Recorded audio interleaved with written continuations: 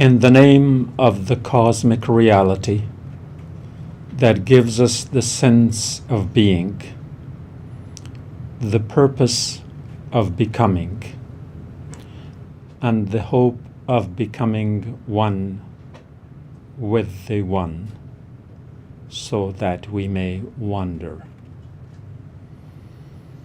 We are welcoming you to the first session of the Indigo Firmament, a program in Islamic mysticism and Gnostic thought. And we begin this program with the poem Hearing Him Hum, which is a reflection on the opening chapter of the Quran. In the name of the paracosmic consciousness, whose love radiates through our soul, and whose glory graces every grain of our being. All praise is due to the infinite eternity, whose divine awe defines our fragile illusions, whose oneness of being permeates the multiplicity of perpetually unfolding multiverses. The wholeness of immeasurable, timeless tomorrows, whose essence is woven through every fiber of our being. O Divine Beloved, the ineffable shaper of transient temporalities and transcendent realities, give us the thought that thinks Thee, a pleading heart that desires Thee, a yearning that utters nothing but Your love. Turn us into a longing that dies to dissolve in the harmonic convergence of Your totality. Guide us to thread our pathways through the splendor of Your enchanting mystical gardens, the idyllic lush meadows where moments of your manifest beauty attain a foreverness all their own. Distance us from the dissonance of dark energy. Bathe us in the luminous glow of your countenance, light upon light upon light. It's with the light that we begin, but it's to the darkness that we journey. In the contrast of its white and black, or black and white, we may lose ourselves, which is meant to be. We hope to arrive at a state and a stage where we can sense the presence that has given us the purpose of being. We would like to discuss the symbolism and metaphor of darkness and light in cultural/religious mythologies. What they mean and what they may have meant. And then, of course, how we could interpret them so we can give some meaning to our sense of being.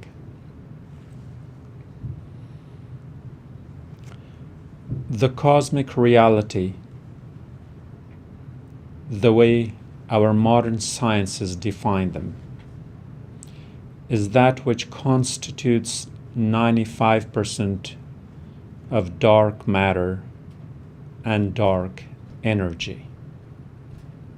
Perhaps more than 95%. But no estimate can approximate the depth of that reality, except so that we may develop a perception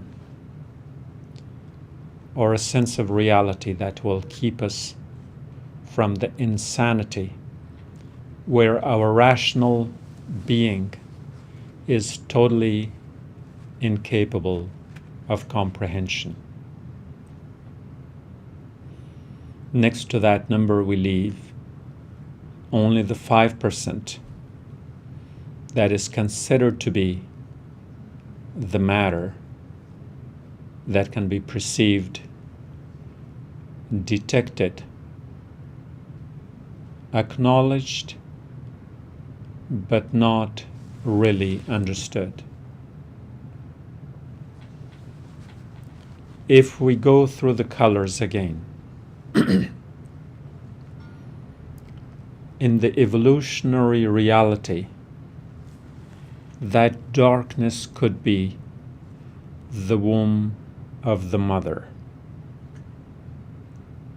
that gave us birth.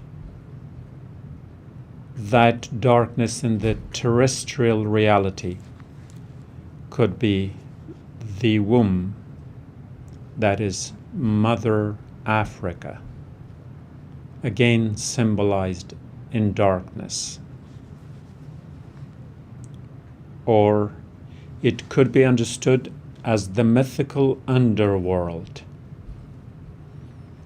that was, if not understood, at least acknowledged by many of the early human civilizations. The Egyptians, the Greeks, the Assyrians, the Akkadians, and many more. In Egypt, the concept of the underworld, without the modern notion of the unconscious that can be best apprehended by the conscious mind, was one where the reality had come into existence from a darkness. Thus, the darkness was the mother of all things. Each of those acts then corresponded to the cosmic and mythical events of the sun god's rebirth from the water of Nun, the sun god being Ra. The color of darkness was also symbolized in the black scarab beetle native to ancient Egypt. And that symbolism was given to the beetle because it's often found rolling balls of dirt and other matter. In other words, creating the resemblance of a celestial body that goes and grows with time. And thus, with all the celestial bodies, the sun god too had to descend on the western horizon, only to go through the darkness of the underworld. And that underworld is Nun or No, which comprised of primeval waters, and it represented the waters of chaos, of which Re-Atom began creation. So Nun's qualities were boundlessness, darkness, and the turbulence of stormy waters. These qualities were personified separately by pairs of deities. Thus, it was in the darkness of the underworld that birth, or perhaps rebirth, was given to the sun one more time, so it could rise on the eastern horizon.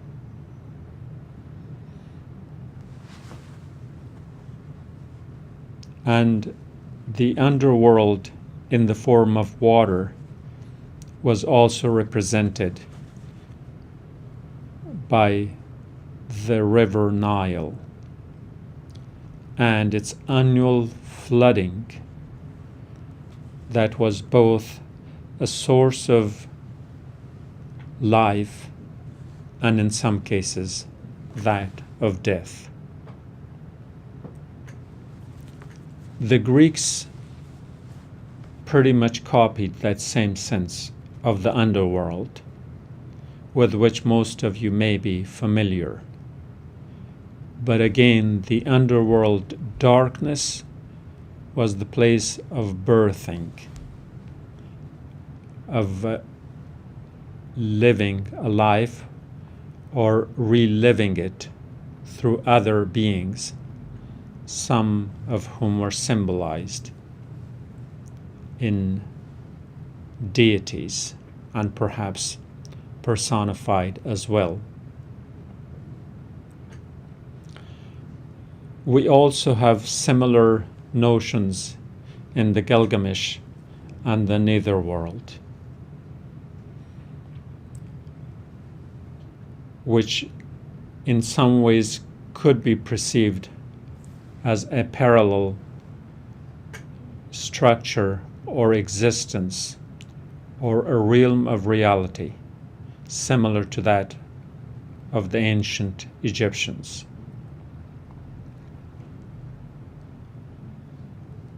We also had the Sumerians, who had similar notions of existence, where they then created the human characters in the archetypal form to represent us both in the darkness and in the light. Their concept of the darkness and the light was named Lilith and Adam. Lilith and Adam were then borrowed by the Hebrews, where Adam, the archetypal man, had a spouse in the name of Lilith as the archetypal woman. Lilith also means darkness. Again, this darkness is not one of negativity or the social and cultural values that we attribute to this color in our modern times. Rather, the darkness is one of birth and birthing, of creating the archetypes that we have eventually become.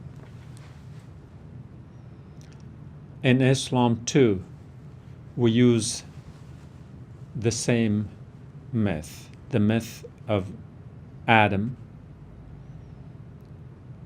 and at a cultural level, the myth of Eve as well. Although the cultural level, Adam and Eve may be the equivalent of Lilith and Adam, but the Quranic version is somewhat different.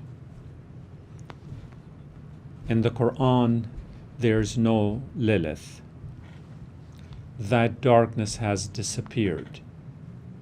There is only one Adam, an androgynous one, representing both the masculine and the feminine archetypes in the existence of this one being. Now, we have also the narratives of creation and of the Garden of Eden that are somewhat parallel to the Judeo-Christian tradition, but in critical ways they are different in the Quranic parlance, especially in respect to the role of the feminine archetype, which Quran is very different. It's devoid of attributing all the negativities to the feminine as it's generally perceived in the Judeo-Christian tradition. So Adam and Eve, at the cultural level, descend to the earth, or they fall, however you would like to perceive it. And then they create a place of worship, which has another symbolism of the darkness or the dark color, which is the black stone at the corner of Kaaba. And again, that darkness of the black stone, in a way, it's allegorically to the human heart, because especially in the Islamic mystical thought, the human heart is compared to Kaaba, or the place of worship. So you could circumambulate the Kaaba in Arabia, or you can circumambulate your own heart within you. They could both be black inside, or they could be draped with a black curtain around it. The objective, at least in respect to the human heart, is that we are tasked to cleanse it, to clean it, to purify it, and to let it shine so it can reflect God's majesty and God's beauty within it. And therefore, while the average Muslim may take pride to go on a pilgrimage to Mecca to circumambulate the Kaaba, the cubicle that points to 6 directions, encompassing everything in that sense of physical dimensionality that a cube represents. A mystic, on the other hand, may emphasize that instead of going to Kaaba, you would have to cleanse your heart. Furthermore, you have to find your place in the hearts of others by being pleasant to them, by accommodating them, by helping them, by showing your humanity, which is of love. And the more you share your humanity through love, so that you can find a place in the heart of those around you, you would have, in essence, and in the process, cleansed your own heart so well that the image of God could be reflected within it. That is the true objective of mysticism when you live it, not when you merely talk about it. So Kaaba represents that, at least in the geographic dimension. But Kaaba, or the city surrounding it, Mecca, also symbolizes other darknesses, more in the historical context. When the world 2 superpowers, Byzantium and the Persian Empire, were engaged in their perpetual destructive wars, which was a dark state of affair in its own right. Arabia, at a microcosmic level, was destroying itself from within in similar fashion.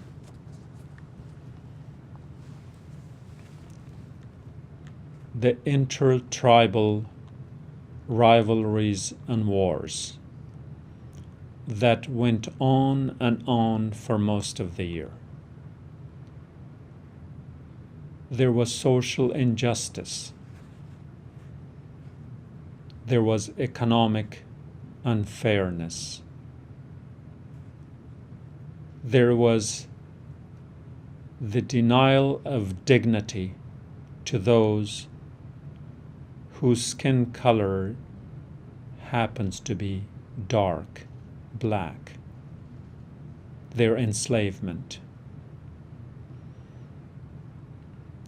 They were also denying dignity to the newborn who had come from the wombs of their mother, who happened to have a womb within themselves.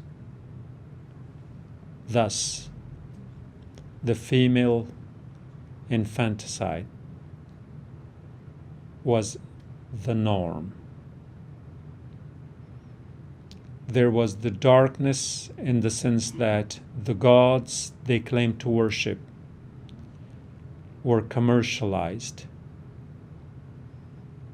and they were inviting business investment in the name of their gods and for their gods.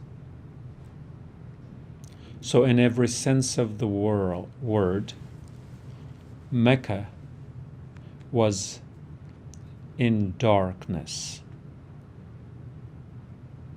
in spiritual darkness, and a darkness from which people run to some light, to some hope, so they could rise above.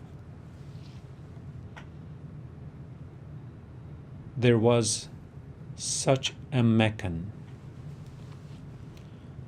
who once in a year took refuge in a dark cave, a cave in the proximity of Kaaba,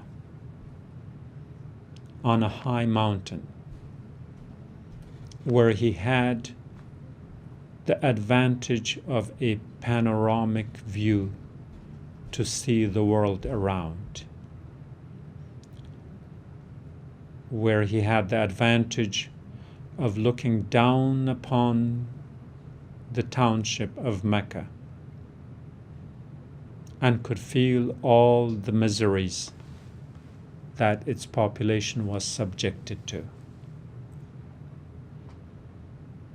where he had preached for most of his life, trying to turn away people from the practices that put their humanity to shame. He was raised as an orphan. He was gradually losing power and status for his resistance, for his sense of reform, and for his sense of rebellion that the human lot deserved better than the Meccans could accord it to. And thus he was pained, he was troubled by the phases of injustice that killed the consciously aware many times over and over and over.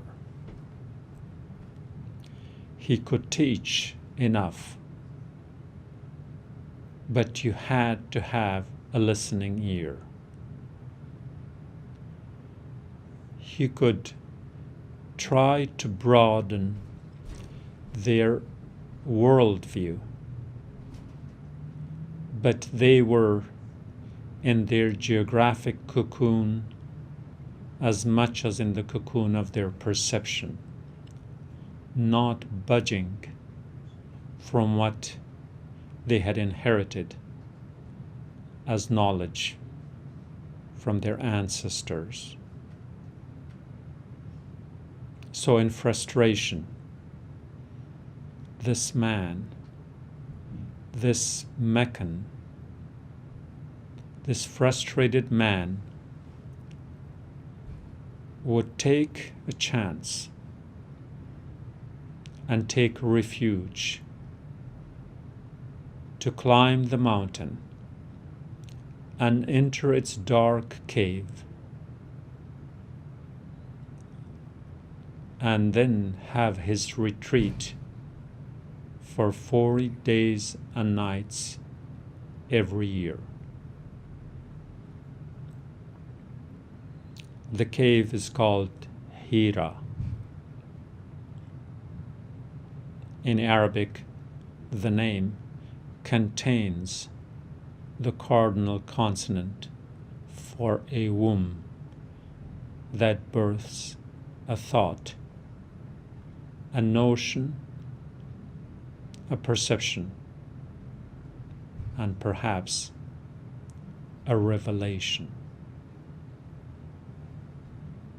Before any mountain came to him, he went to the mountains, in whose hearts he polished his, as a mirror reflecting the truth.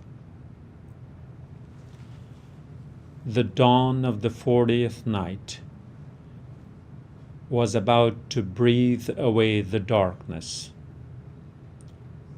when the still of the cave felt a presence.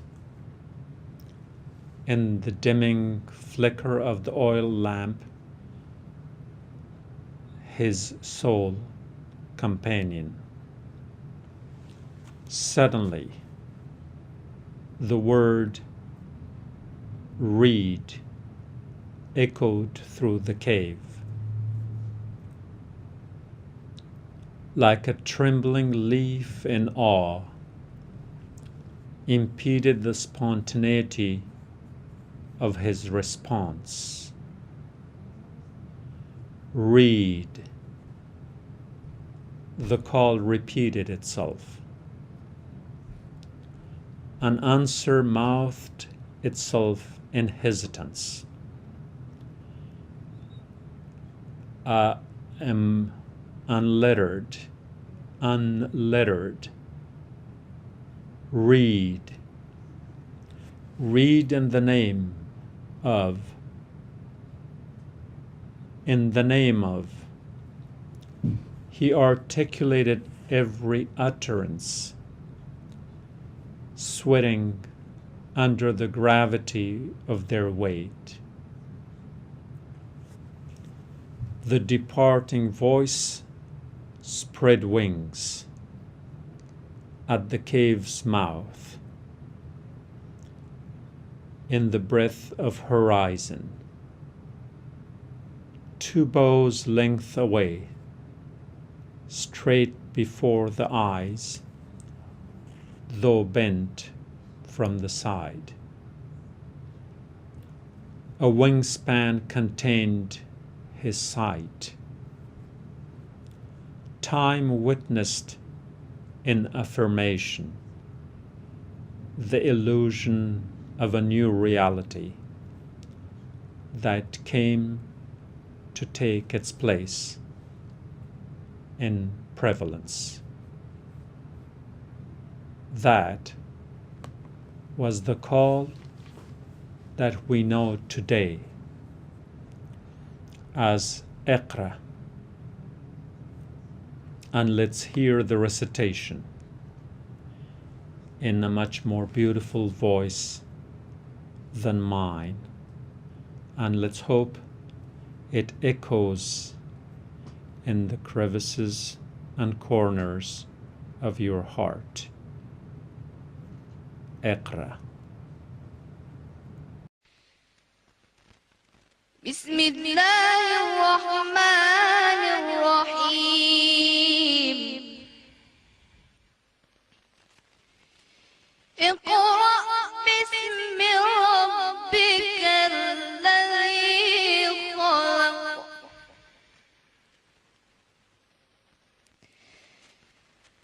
خلق الإنسان من علق